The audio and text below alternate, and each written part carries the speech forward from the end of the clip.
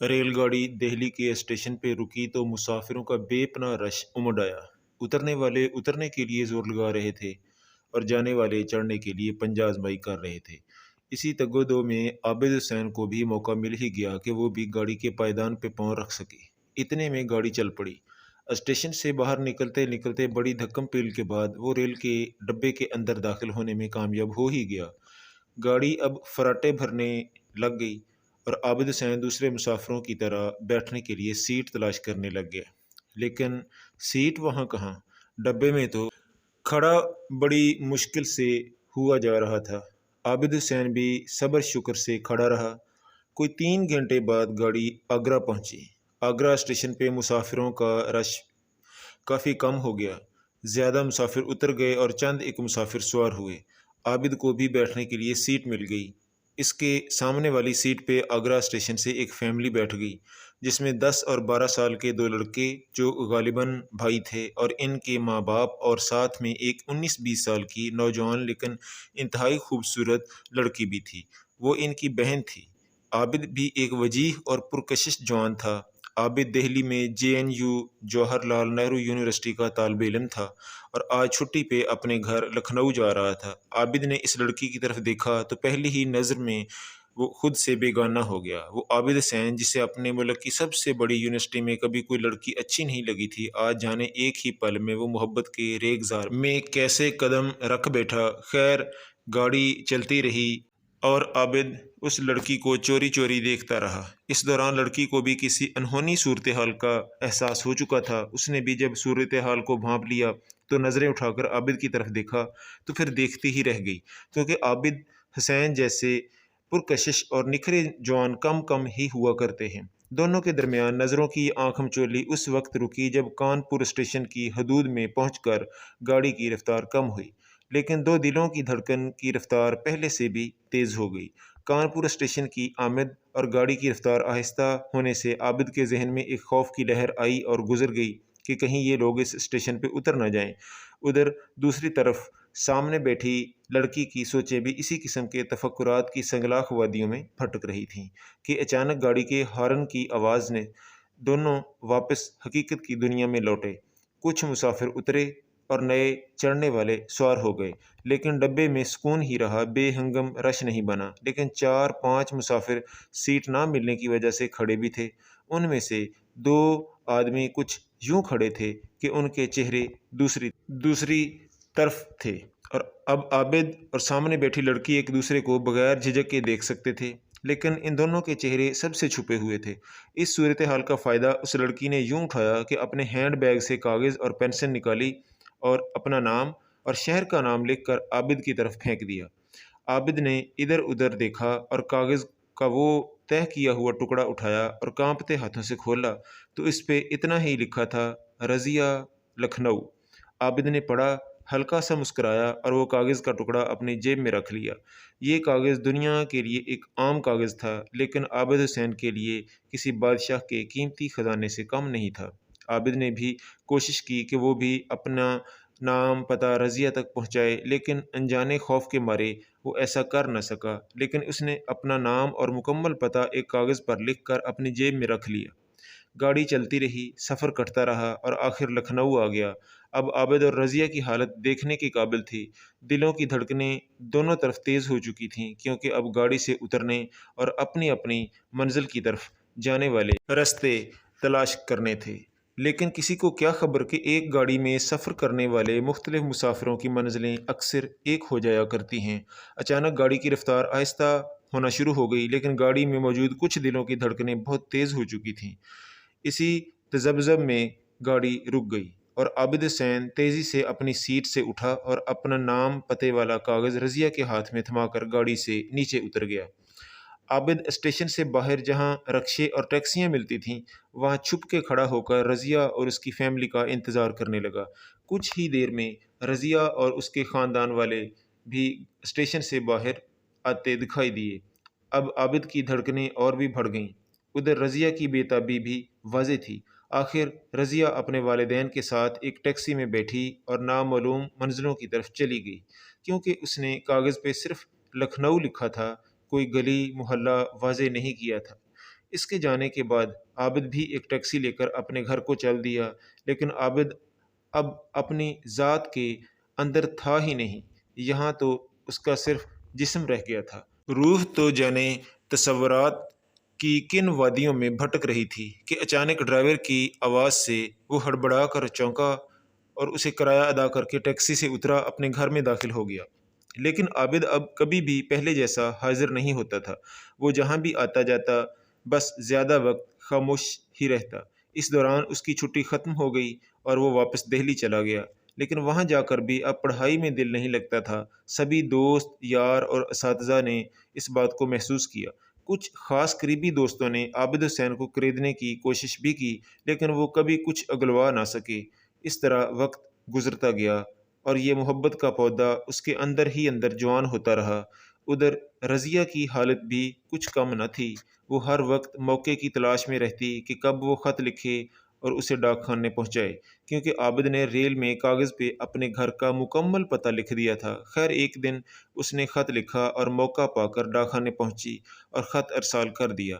ادھر عابد بھی ہر وقت کی بے چینی اور بے کلی سے تنگ آ کر لکھنؤ اپنے گھر آ گیا تھا کہ اس دوران ایک دن کسی نے اس کا دروازہ کھٹکھٹایا۔ وہ بجل قدموں کے ساتھ دروازے پہ پہنچا تو سامنے ڈاکیا کھڑا تھا۔ ڈاکیے نے اسے خط دیا اور چلا گیا۔ اس نے کمرے میں آ کر خط کھولا تو مارے خوشی کے اس کی جیسے چیخ نکل گئی۔ وہ خط تو رضیہ کا تھا۔ اس نے خط کو بار بار پڑھا۔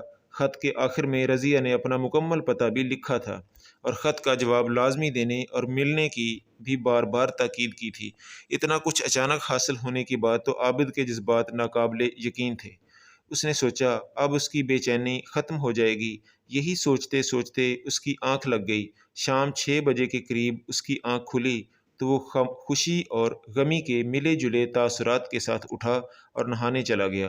اس کے بعد وہ 2-4 لقمے کھانا کھایا اور باہر نکل گیا۔ رات 8 بجے گھر واپس آ کر لیٹ کر خط کا جواب سوچنے لگا۔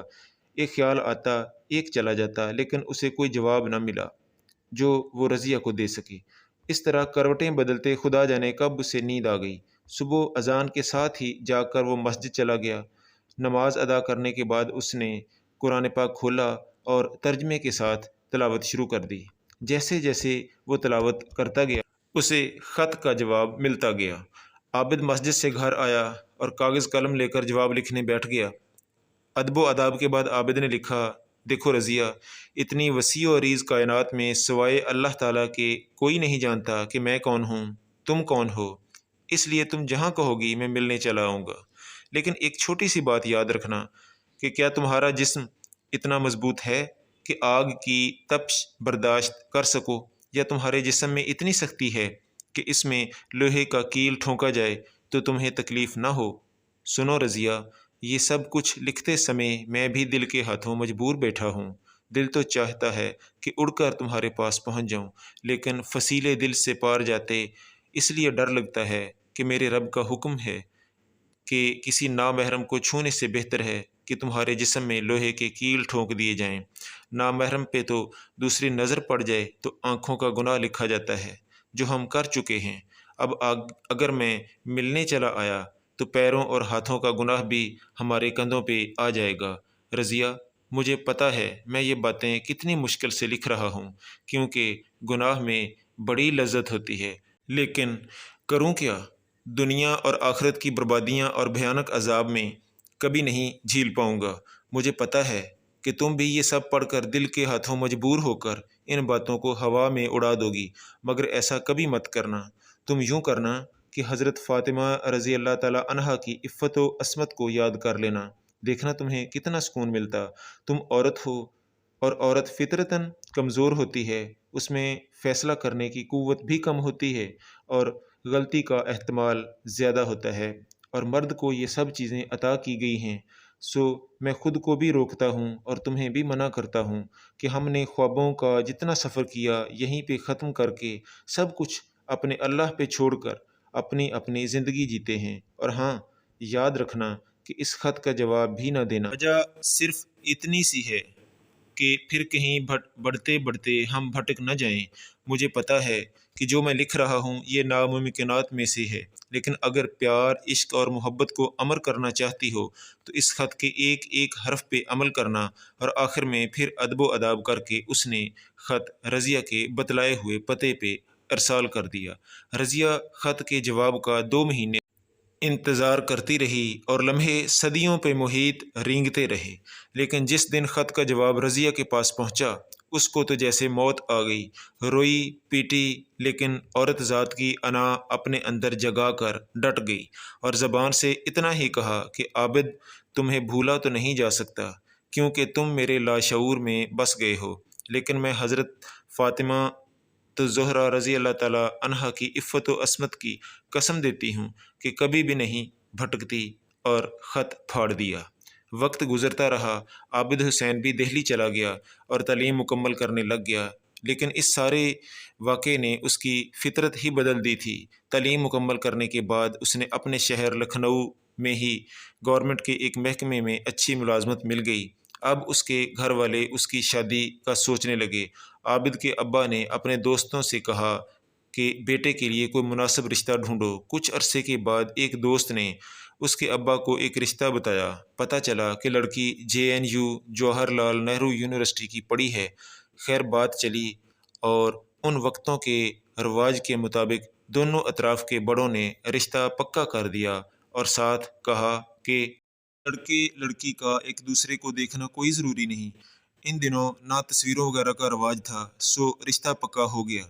ادھر عابد نے بھی خاموشی سے اپنے ابا اماں کے سامنے نظریں جھکا کر ان کا حکم تسلیم کر لیا۔ سال 6 مہینے بعد شادی کی تیاریاں شروع ہو گئیں۔ شادی کا دن آن پہنچا۔ سادگی کا زمانہ تھا، سادگی سے ہی سب کچھ انجام کو پہنچا۔ سہاگ رات عابد کمرے میں گیا، مسہری پہ سر جھکا کے بیٹھی اپنی دلہن کے سامنے بیٹھ کر بولا، منہ دکھائی میں کیا لوگی رضیہ؟ ساتھ ہی بولا، رضیہ نام میری زندگی کا اثاثہ ہے۔ یہ کہہ کر اس نے اپنی دلہن کے چہرے سے گھونگھٹ سرکایا تو اس کے منہ سے چیخ نکلتے نکلتے رہ گئی، کیونکہ یہ تو وہی رضیہ تھی۔ دوسری طرف رضیہ نے جب نظریں اٹھا کر عابد کی طرف دیکھا تو اس کے منہ سے تو کچھ نہ نکلا، لیکن وہ مارے حیرت اور خوشی کے غشی میں چلی گئی۔ عابد نے گھبرا کر پانی اس کے منہ پہ ڈالا۔ جب رضیہ ہوش میں آئی تو دونوں نے ایک بار ایک دوسرے کو دیکھا اور دونوں کی آنکھوں میں شکر کے آنسو تھے۔ دونوں اٹھے، وضو کیا اور سجدہ شکر ادا کیا۔